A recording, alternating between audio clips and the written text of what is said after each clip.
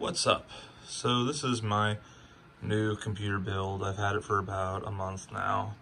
I wanted to do this video just so people I talk to online can have a reference of my build.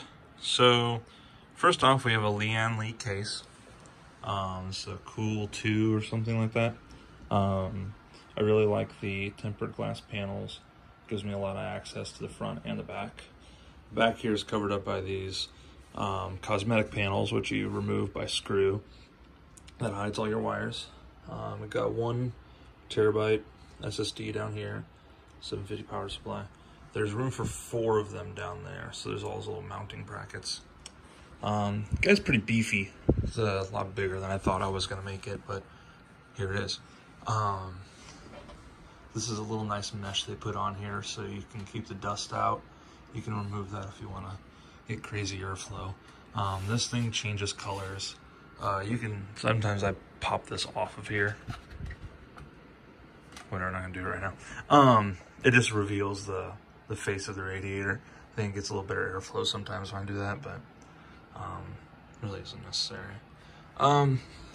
So I did my radiator set up a little different than I think I've seen most people. I actually put the fans on this side. The outgoing is this way, obviously ingoing is this way, so it actually pulls the air. This is why also I take the faceplate off, because these would be pulling air through the faceplate and then through the radiator. I usually take the faceplate off and it exposes the bare radiator so that the fans are just pulling air through the radiator, cooling the liquid. I've watched the video about optimal placement of this. I didn't totally comprehend it. I would figure that you would want these tubes running in a down position because then the water would settle, and as it heats, the vapors would escape on their own and leave the pump working less. But I swapped this around so that the elevation would be at a constant decline, so it was going like this into there, to the side of the cam. And it made horrible pump sounds. It just sounded like it was working its ass off. So I changed it back to this. The 2 RAM cards are 64 gigs. They're 32 by 2 Tridents, 3200 megahertz. The motherboard is a Crosshair Hero 8. You can see the little insignia and stuff down there. Yeah, sorry for all the lens glare. Those RAM cards are very, very bright. The fan orientation, those 2 up there on the top and the 1 on the side, those are all stock from the way the case came. One of these was flipped around, like there was an intake and an out. So I flipped both those around so they just pull out.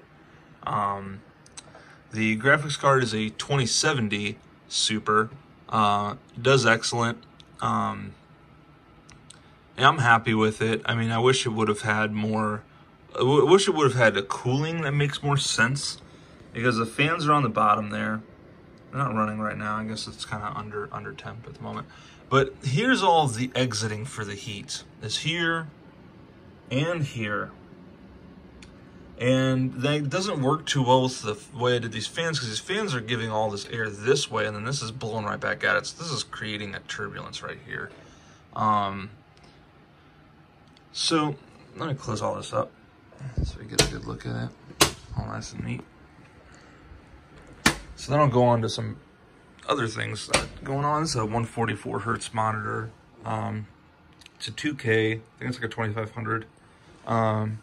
So this system will run pretty much anything at Ultra. I mean, the only thing that I was having some issues with was Battlefront 2. I'm not really sure why. I don't know if maybe the game's just a little different than I expect it to be, because it runs at good frames. It runs at like 130, 140 all the time, but the game feels slow. I don't know if it's because I'm used to playing Doom, which is really, really snappy, and that game's a little bit more theatrical, so the screen kind of like, I don't know. It's like, oh, not motion blur, but somebody else would understand what I'm talking about. So yeah, I like it a lot. I play a lot of Doom on here, Doom Eternal. It runs that game excellently. I can run it on Ultra, and it's maxed out on the frames. It never moves down. Yeah, I've really loved the thing. I've had some issues with this, the number 32 you see there. That's the liquid temperature. It's not supposed to be telling you that. It's one of the options to read, but it's not the primary. It's the default that it goes to when it doesn't have any information going to it because there's an issue with it. Still trying to get that resolved.